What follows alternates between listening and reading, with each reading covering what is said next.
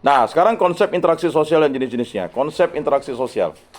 Tadi, mengapa saya memberikan beberapa definisi pengertian supaya kalian tuh diperkaya. Interaksi sosial adalah proses di mana individu atau kelompok saling mempengaruhi satu sama lain melalui tindakan, reaksi atau komunikasi baik secara langsung maupun tidak langsung. Interaksi sosial adalah fondasi dari semua hubungan sosial dalam masyarakat dan merupakan elemen kunci dalam pembentukan dan pemeliharaan struktur sosial. Tadi sudah disinggung di atas. Interaksi sosial terjadi ketika ada aksi dilakukan oleh satu pihak yang diikuti oleh reaksi dari pihak lain. Proses ini berlangsung dalam konteks sosial tertentu di mana norma, nilai, dan budaya mempengaruhi bagaimana interaksi ini terjadi. Ada beberapa interaksi tadi? Barusan dijelaskan. Saya ulangi lagi, saya 2 kali ngulangnya. Tidak percaya kan? Modul itu saya ulangi itu supaya kalian menghafal dulu, ya kan? Apa? Interaksi asosiatif dan interaksi disasosiatif. Asosiatif membangun, disasosiatif memecah. Nah, yang membangun itu apa? Kerjasama, akomodasi, ya kan? Asimilasi, akulturasi. Kalau yang memecah, persaingan, konflik, kontravensi, kontra ya. Nah, kalau dampaknya apa? Ya, dampaknya untuk pembentukan kelompok sosial, penyesuaian sosial, perubahan sosial, dan pengendalian sosial. Ya, nah di sini ini penting kalian harus mengerti ya. Mengapa saya selalu mengulang lagi ilmu sosial dasar? Supaya kalian paham. Ada asosiatif, apa disasosiatif. Asosiatif itu apa? Membangun. Disasosiatif, memecah. Jadi, pikiran dia ini terlalu asosiatif. Bagus lah. Terlalu membangun. Asosiasi kau ini salah. Membangun kamu ini salah. Kan sering kita bertengkar gitu kan. Rupanya asosiasi itu membangun. Kamu ini disasosiasi, itu betul, ya kan? Karena dia ngomong biasa itu, sampai dia bertengkar dengan pacarnya. Asosiasi kamu salah, asosiasi kamu salah. Membangun salah ya, ketawa kita. Paham ya? Jadi mahasiswa itu jangan salah kata, diksi salah kena ketawakan. Kamu tuh terlalu asosiatif, ya bagus lah terlalu membangun. Nah, jadi kalau dia terjadi pertikaian itu perdebatan jangan lalu salah ngomong. Asosiasi kamu tuh salah, membangun kamu salah, oke, ya kan? Tetapi asosiasi itu membangun. Kamu tuh disasosiasi loh. Kamu itu memecah. Nah itu dia. Jadi orang mengatakan asosiasi itu pandangan. Padahal asosiasi itu tadi udah jelas ya. Asosiasi itu adalah tujuannya membangun. Maka disebut asosiasi pedagang kaki lima. Betul kan? Iya. Nah, jadi asosiasi. Pacaran bisa disebut asosiasi tidak? Bisa. Saya asosiasi dengan kamu. Ya, terserah lah ya. Jadi, pertama pembentukan kelompok sosial melalui interaksi sosial. Itu tadi gunanya. Individu membentuk berbagai kelompok sosial seperti keluarga, komunitas, organisasi yang memainkan peran penting dalam struktur masyarakat. Jadi nanti kalian akan membentuk kelompok sosial. Ada yang berperan sebagai istri, ada yang berperan sebagai suami. Paham ya? Ya. Hah? Uang suami, uang istri, uang istri ya. Ini udah mulai teori baru ya. Siap-siap tuh ya. Ya kan? Uang suami, uang istri loh. Ya sudah. Betul kata Wulan. Sebenarnya uang suami untuk keluarga, uang istri untuk keluarga. Uang istri untuk diri sendiri lah. Ya, itu urusan kamu dengan suamimu lah. Itulah disebut dengan kelompok sosial ya. Kemudian penyesuaian sosial. Interaksi sosial memungkinkan individu menyesuaikan diri dengan norma dan nilai yang berlaku dalam masyarakat, membantu mereka berfungsi dengan baik dalam lingkungan sosial mereka. Jadi jangan kumpul kebo. Kalau kamu kumpul kebo kan pasti diomongkan. Artinya kamu menjadi disasosiasi, pemecah. Ya. Misalnya kamu, ya, kan ada tuh dengan bangganya di YouTube. Dia kumpul kebo, ketahuan bapak mamanya bangga gitu. Kok bisa gitu ya? Itu interaksi sosialnya sangat buruk dan jangan dicontoh. Ya. Apalagi kamu sebagai orang Katolik. Menikahlah yang baik. Menerima sakramen perkawinan. Orang menikah adat aja dianggap berzina kan? Ya. Jadi disasosiasi namanya nanti. Paham ya? Kemudian perubahan sosial. Interaksi sosial juga menjadi sarana untuk perubahan sosial. Misalnya melalui konflik, masyarakat dapat mengatasi ketidakadilan dan mencapai perubahan yang lebih baik. Konflik. Kita sudah mengalami konflik sosial beberapa kali di Kalimantan Barat. Dan konflik sosial itu memang banyak korban yang terjadi. Tetapi konflik sesuai itu, kalau penelitian sosial itu mengatakan konflik antara suku A dan suku B menghasilkan namanya integrasi, kesatuan. Konflik dengan suku B dan suku C menghasilkan disintegrasi, pemisahan. Nah, jadi konflik itu beresiko itu. Integrasi dan disintegrasi, tapi ada korban yang terjadi. Ya kan? Misalnya kamu berkonflik dengan kawanmu karena memperebutkan satu orang lelaki di sini kan. Yang berkonflik 2 orang. Apa yang terjadi? Ya, pasti kamu akan melakukan, ada yang dikorbankan kan? Kan tidak mungkin lalu dua-duanya lalu bisa dipacari oleh satu orang kan? Oh, bisa. Kalau pacaran boleh lah kan? Kalau pacarannya udah poligami apalagi kawinnya ya. Berat, sakitnya tuh di sini kan gitu. Kemudian ya, pengendalian sosial. Melalui interaksi sosial masyarakat menetapkan atau menerapkan kontrol sosial di mana perilaku individu diatur untuk memastikan kepatuhan terhadap norma-norma yang berlaku diatur. Jadi kita kelas ilmu sosial dasar ini fleksibel, cair saja. Saya membuat role model tadi itu tujuannya adalah satu, supaya kalian punya interaksi sosial yang baik dengan semua mata kuliah dosen yang ada di semester 1. Itu dia. Jadi kalau kalian tak punya interaksi sosial yang baik, tidak mengenal dosen dengan baik, untuk apa sih kalian 2 minggu cari tanda tangan? Itu kan untuk interaksi sosial namanya. Pak, tanda tangan, Pak, tanda tangan. Ya kenalkan dulu lah, Pak, nama saya Wulan. Pak, saya dari Paroki Stella Maris. Oh, Paroki Stella Maris. Ini enggak, Pak, tanda tangan, Pak. Iya. Pak, pastor, tanda tangan. Pastornya lagi mau ke toilet, dikejar tanda tangan. Sabar ya, saya mau ke toilet. Siap, pastornya. Iya kan?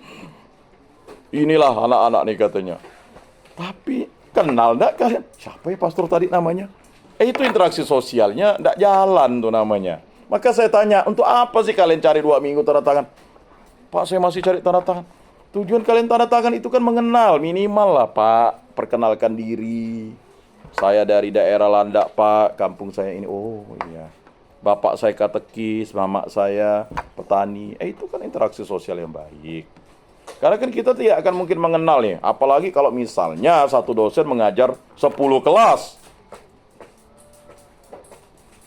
Oh, bapak sih tidak kenal bapak saya. Ya siapa bapakmu? Bapakmu siapa? Bapak kan kenal kan kawan bapak main catur. Ya banyak yang main catur kan. Nah, kesimpulannya interaksi sosial adalah komponen penting dalam kehidupan masyarakat karena menentukan bagaimana individu dan kelompok berhubungan satu sama lain. Jenis-jenis interaksi sosial baik yang asosiatif maupun disasosiatif memainkan peran penting dalam membentuk dinamika sosial, menjaga keseimbangan dan memfasilitasi perubahan dan masyarakat. Nah, selesai kan? Pertemuan keempat. Sampai di sini ada pertanyaan. Tadi kayaknya ini ya, ada pertanyaan, masih ada waktu. Tapi saya tambah 5 menit karena saya tadi tunggu kalian maaf ya. Nanti saya ada yang mau bertanya? Saya, Pak. Tadi dia dari sana dulu ya, dari Buton. Nah, silakan. Saya pernah baca di TikTok ada orang tua yang tidak menyekolahkan anaknya ke sekolah karena alasan pergaulan. Jadi bagaimana interaksi sosialnya di masyarakat? Wah, itu interaksi sosialnya kalau dinilai itu interaksi sosial yang buruk ya. Walaupun apapun yang terjadi itu tidak boleh kita tidak menyekolahkan anak kita. Walaupun tidak ada biaya, tetap harus disekolahkan karena itu adalah sesuai dengan undang-undang ya. Jadi interaksi sosialnya itu buruk. Kata buruk itu bukan maksudnya sifat perilakunya buruk, tetapi pandangan kita, masa sih zaman sekarang ada orang tua seperti itu. Bahkan tolong nanti kalian jadi guru nih. Kalian harus ya memberikan pemahaman kepada orang tua agar anaknya bisa ke perguruan tinggi. Kalau kalian kan makanya guru SD itu minimal S1 kan sekarang? Ya. Nah, bahkan dituntut untuk S2, S3. Paham enggak? Supaya anak-anak nanti itu dirancang untuk dia bisa mengenyam sampai ke perguruan tinggi. Ya lalu kalian bilang cukup ya, kalian tuh SMA, cantik, kawin. Aduh, itu ya. Ya kalau mau kawin kan tunggu. Ya. Ya itu tadi ya. Itu jawaban saya. Silakan. Mengapa individu dapat mempengaruhi perubahan sosial, budaya, dan nilai-nilai dalam masyarakat? Sekarang contohnya Paus Fransiskus, apa yang terjadi di Indonesia? Ada enggak perubahan sosial yang dibawa? Luar biasa dampaknya. Paus Fransiskus Effect. Apa yang terjadi? Seorang pimpinan negara, seorang pimpinan tertinggi, ya, pemimpin agama Katolik tertinggi, dia ya memberikan teladan kesederhanaan. Dia pakai pesawat komersil kan? Lalu dia menggunakan ya mobil yang sehari-hari dipakai oleh masyarakat. Bahkan mungkin dia mau pakai Ayla sebenarnya, tapi tidak diizinkan gitu, takut macet mungkin ya. Atau Sigra, Ayla ya, itu Innova Genik itu baru berapa? 300-an juta, Pak. Ya. 300 juta ya kalau tidak salah. Sedangkan mobil-mobil sekarang Fortuner berapa? Kan dia tidak pakai Fortuner tuh. Ini Innova Genik, dia duduk depan, buka kaca, lambai-lambai kan. Jadi itu yang disebut dengan ya interaksi sosial yang memberikan dampak efek tadi. Kan? Apalagi pengaruhnya dia pimpinan tertinggi. Ya. Pemimpin gereja Katolik tertinggi, pemimpin negara lagi. Jadi karena perubahan, nah apa yang terjadi dengan dialognya?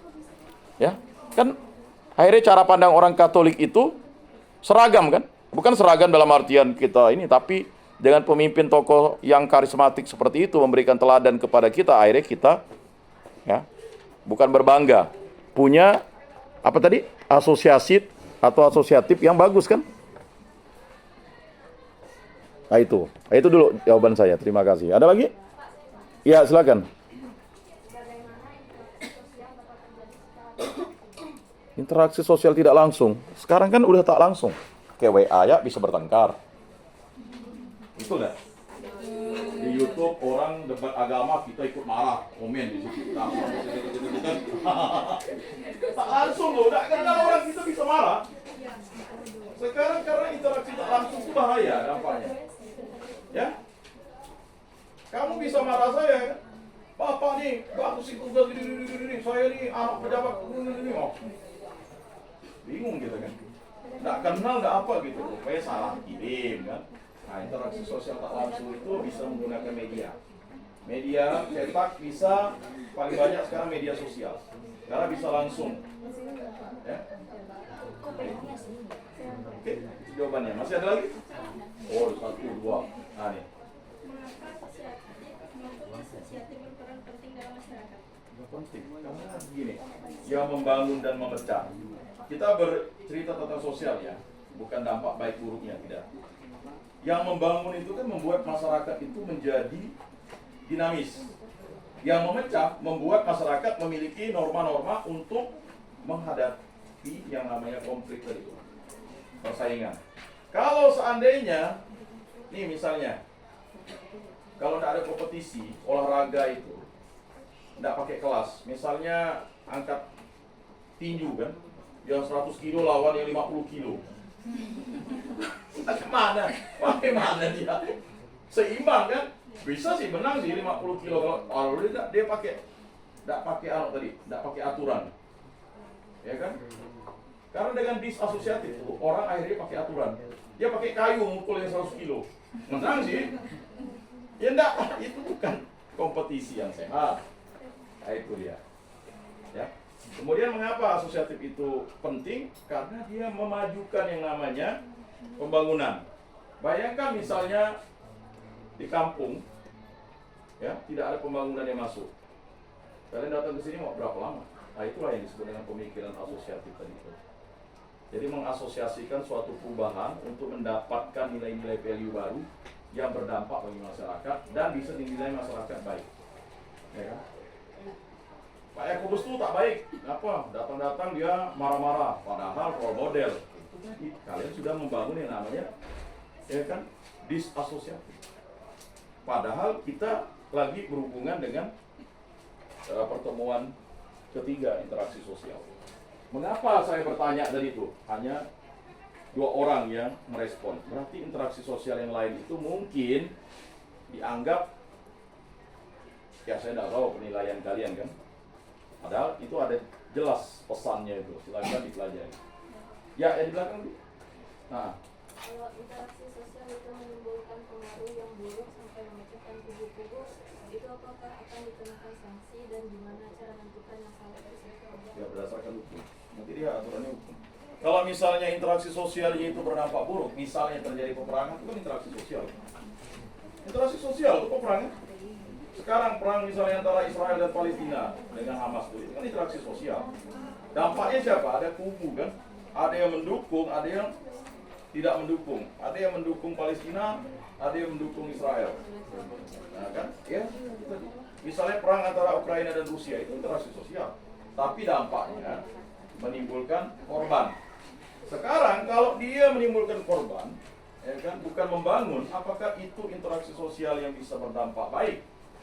Bagi suatu negara, dia berdampak baik. Begini, bagi Rusia, dia menganggap siapapun yang bisa, ya kan, mengalahkan Ukraina dan wafat itu pahlawan. Begitu juga Ukraina kan? Ya kan? Kalau orang berperang itu kan menjadi pahlawan negaranya. Tetapi bagi kita yang menjadi penonton itu kan, kita melihat tindakan-tindakannya. Kalau tindakan-tindakannya dalam interaksi sosial itu sampai merugikan, ya kan, berdampak kepada orang yang tak bersalah, berarti tindakannya salah. Kalau dalam moral atau dalam iman Katolik, membunuh itu dosa. Apapun masalahnya, membunuh itu dosa. Tapi bagaimana dalam perang Anda tidak membunuh dan dibunuh? Itu kan interaksi sosial yang disasosiatif, memecah. Nanti dia tunggu udah orang banyak korban, orang udah mulai rugi, barulah perdamaian. Apakah begitu? Membunuh dulu baru berdamai, atau berdamai dulu sebelum membunuh? Yang diajarkan Yesus apa? Cinta kasih. Ya kan? Jangan membunuh. Berdamailah, ya, dengan musuh. Ada lagi? Ya, silakan. Masih ada 5 menit. Jika kita melakukan interaksi dengan seseorang, tetapi orang tersebut tidak memberi tanggapan kepada kita, apakah hal tersebut bisa disebut sebagai interaksi sosial? Interaksi sosial itu kan harus ada komunikasi. Itu juga interaksi sosial, tetapi kan interaksi sosial sepihak. Misalnya kamu negur kawanmu sebelah, ditegur nggak nyaut-nyaut. Kamu kan harus tahu kondisi fisiknya. Apakah kondisi fisiknya dia itu peka atau tuli? Kalau dia gini tahu, oh berarti bahasanya. Atau mohon maaf nih, misalnya di sebelahnya itu orang, dia rupanya orang dari Hawaii, kan kulitnya mirip orang Hawaii kan? Padahal dia orang Dayak kan? Ya kan orang Hawaii. Ya kan orang Hawaii kan model-model gini, agak gempal-gempal gitu tuh. Ya kan? Kalau kamu ke Hawaii dibilang orang Hawaii kan, rupanya kamu pikir dia orang Indonesia. Kamu ngomong bahasa Indonesia, dia tidak ngerti ya, komunikasinya tidak akan jalan. Interaksi sosial. Dia kan pasti tidak nyaut. Halo. Ya halo. Misalnya. Nah itu tadi, ya, interaksi sosial itu harus dipahami kalau punya komunikasi yang sama. Mau tanya? Oh, bukan, udah. Siapa lagi? Saya apa saya? Saya. Jahe ke ahe jadi. Kan tadi Bapak bilang itu, apa ya? Kumpul kebot apa Pak? Benar sikit kumpul kebot. Orang satu rumah hidup seperti suami istri, tetapi tidak ada, ya kan, pengesahan baik dari agama halalnya, baik dari negara sipilnya, baik dari adat sosialnya. Ingat, kawin adat itu kawin sosial. Tapi dia dianggap berzina karena dia tidak kawin secara sakramental. Kamu, ya kan, lalu serumah, tidur bareng, melakukan hubungan seksual, itulah kumpul kebo. Dia tidak tahu.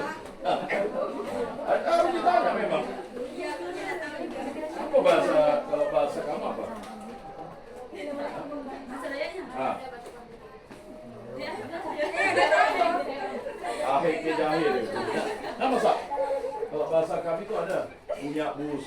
Babaya apa babaya? Nah. Loh, kalau orang kumpul kebo itu kan? Babaya jadi gitu. Ya itu tadi ada tertentu itu yang cukup aneh. Dia belum kawin gereja, udah minum kopi, dasar secara adat, bolehlah. Bukan, itu nggak kumpul secara sosial udah kawin adat gitu. Ya kan? Kan banyak di kampung. Ya mana bisa kamu bilang dia bukan suaminya? Karena udah sah secara adat. Ya kan? Tapi secara agama belum halal. Tidak, ya kan? Secara sipil. Nah, bisa jadi secara agama halal atau tadi kawin gereja tapi tak diurus sipilnya. Secara negara tidak sah. Nah, itu. Masih ada? Ya, mengenai tugas silakan dikerjakan, ya.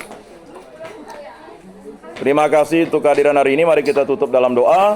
Dalam nama Bapa dan Putra dan Roh Kudus. Amin. Kemuliaan kepada Bapa dan Putra dan Roh Kudus, seperti pada permulaan, sekarang, selalu, dan sepanjang segala abad. Amin. Dalam nama Bapa dan Putra dan Roh Kudus. Amin. Salam, salam kasih, damai dan sejahtera. Tuhan memberkati, menyertai, dan melindungi. Salve.